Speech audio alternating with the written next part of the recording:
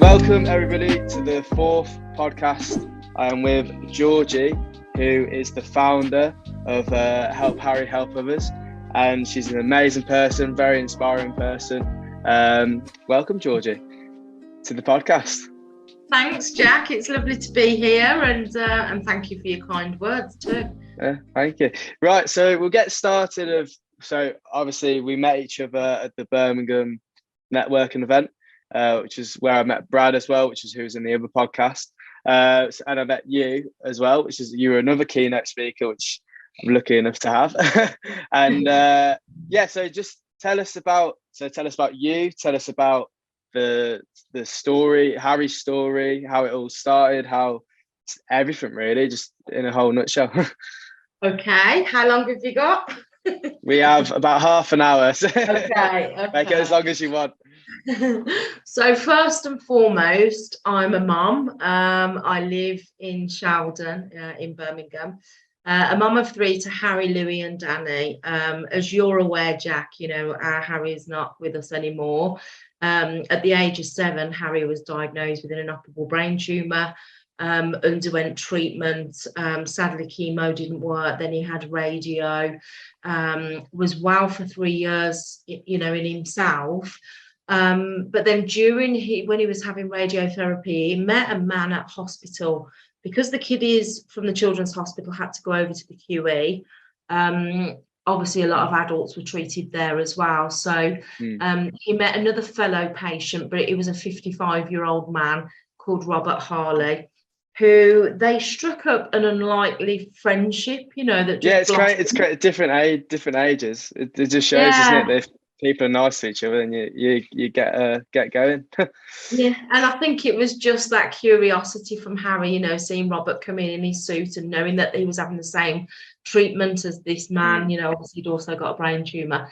But anyway, they become friends, stayed in touch, and then Harry heard that his friend Robert was not so good 6 months after treatment.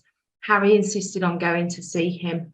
And cutting a long story short, he went to see him, came away feeling very sad that he said, "Mom, there's not enough being done for people affected by cancer. I need to make Robert better." And with that, a trip to Hobbycraft the next morning. Harry wasn't able to participate in many sports because of all of his treatments. So he was very arts and crafts. He spotted beads because he said, "I don't just want to ask people for money or to shake a bucket. I want to give people a thank you present."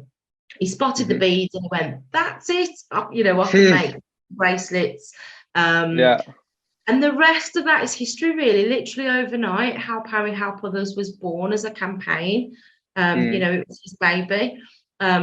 Harry, was an average, boy from a working class family, Camden State area. And I think, in the last 2 years of his life, Harry didn't just make and sell bracelets. He got to speak in front of the CEO of Virgin Media in London. He spoke at networking events before school. He worked hard and he didn't give up. And I always he's got the entrepreneur mentality. Sorry for cutting in. He's got the that's it.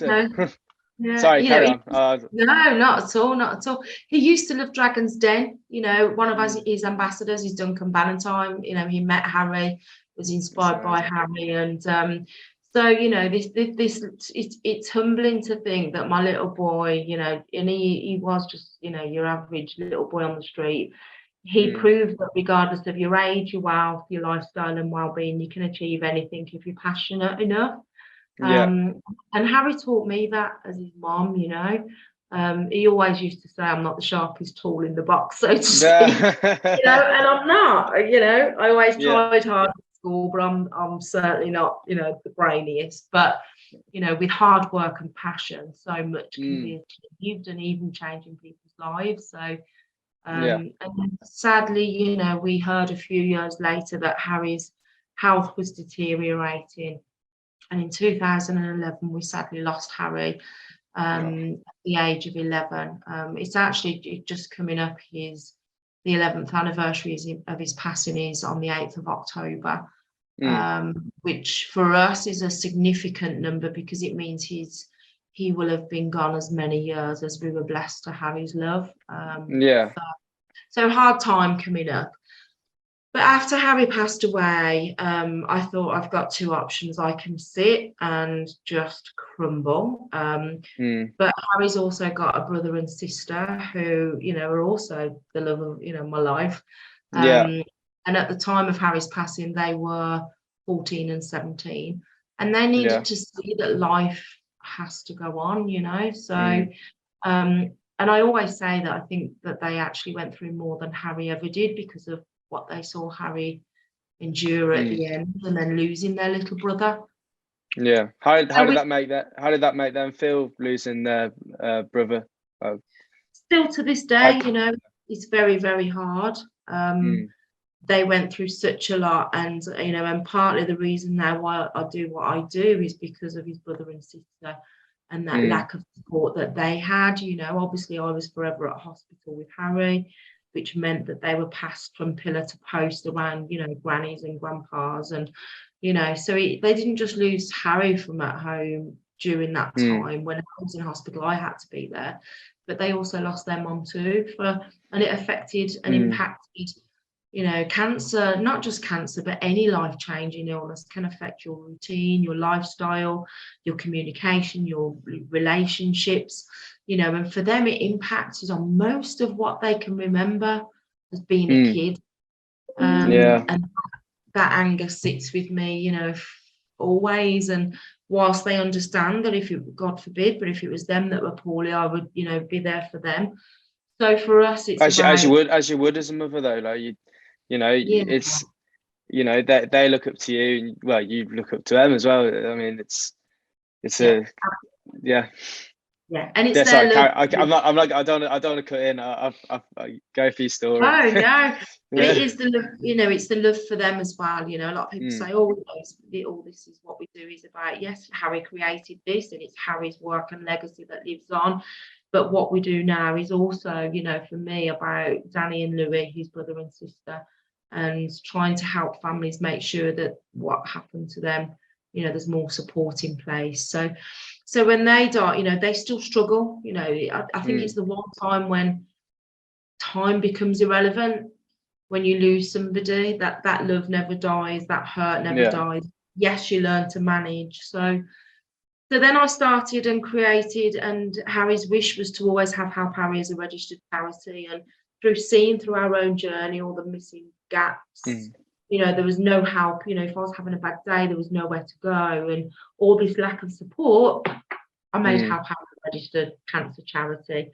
So we actually celebrate our 10th anniversary next year. Really? Nice. Which I can't believe. You know, I thought 10th anniversary. A year or two, I thought, but yeah, it's quite incredible.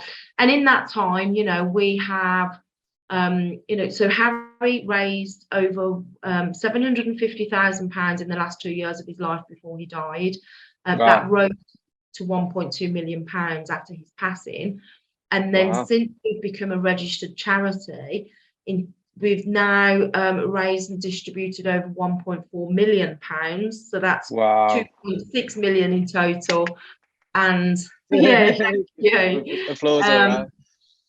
And you know, I'm not gonna lie, it's been very, very hard. You know, we don't get government funding, and you know, all that support, we have to fundraise every penny, and it's thanks to the incredible public that help us.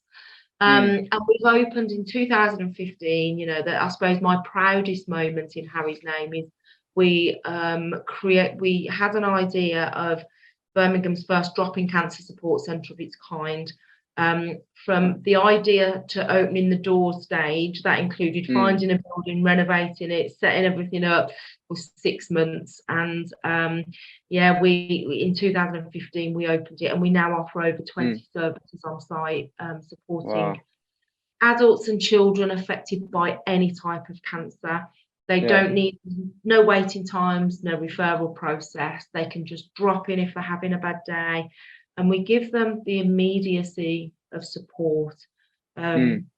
when we met last, you know, I shared with you. So not only did Louis and Danny have to go through the loss of their little brother, but 15 months after, you know, my mum had suffered with mental health issues and Yeah, depression. she did so.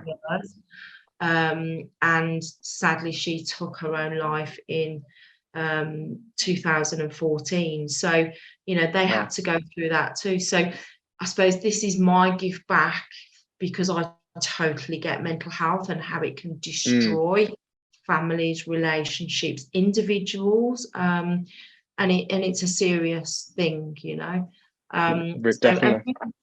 And we that's what we do. We support the mental well-being of cancer patients and their families. So this is my gift, if you like, to Mum, to Harry, more importantly in the here and now, to all of those people who are going through a very, very dark time. Yeah, I mean, that's what we're trying to you know, spread with Rarity Found as well, like a positive message. And I think, as you said, what you said before that really got to me is when, you know, when Harry passed, you could have stayed in a dark room and just, you know, crumbled, or you could go out there and change lives. And I really respect that. And I think everybody does. I mean, you're an inspiring person, Georgie. You really are. Thank you. But not at all. I think we have options, don't we? And, you know, I think for me, the more I think about stuff, the more I dwell, you know, our thoughts create feelings, and sadly we act based on those feelings. And so for me, it was about, you know, if I carry on, I'm going to end up like my mom, you know. And obviously for her, she was very poorly, you know. She didn't, you know, when you're in that state of mind, you don't get to think about the people that you're leaving behind. But knowing how I felt and how the kids felt, my children had been through enough. They certainly weren't going to see their mum and have to deal with something, for example, like that. So, you know, it was about turning something negative into something so positive. Yeah. And keeping Harry's legacy going and making an impact to others who, you know, wouldn't have the support like we felt we hadn't, and doing something about it. Yeah, it's an incredible story. Like everybody listen to it, honestly.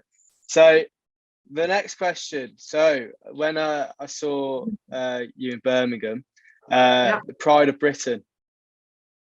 So talk to us about the Pride of Britain in general. Yeah, I saw you in the Pride of Britain. Yeah, so that was a few years ago now. So it was a Pride of, I think it was Pride of Birmingham, which is in association with Pride of Britain Awards. But we got the of recent. So I suppose the most recent thing I've done is run in the Queen's Baton Relay, you know, which is more so, you know, I was honoured to do it at the time. That was in July, and obviously more poignant now, you know, with, bless her, you know, her passing, which is just so sad. It's sad. You know, so I feel very honoured that Harry's work, you know, I run with the Olympic torch 10 years ago in Harry's name. He was nominated by John Terry to run with it. Wow. But sadly, between John Terry nominating him, Harry had given a talk at the England Footballers Federation, and he'd passed away. So, but you know, the organisers of the Olympic Games allowed me to run in our Harry's honour. So that was actually, you know, his credit, if you like, for all that he'd done and was achieving. And obviously the baton was in my name. So it's nice that we've had a mum and son moment that's quite similar. And how did it feel holding the Olympic torch? Was it a bit? Was there a lot of pressure? Yeah, there was. And this body wasn't built for fitness, so I was a bit stressed about the running side of stuff. But but I have to say the running with the baton was a much shorter journey. So I was thumbs up, green light. Was there a lot of people there as well?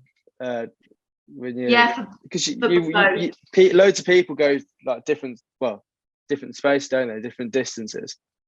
Yeah, so, I mean, so for the Olympic Games, there was tons of people. We took a Harry coach down to Chelsea, and we run from there, because obviously John Terry was playing for Chelsea at that time, and he'd nominated us.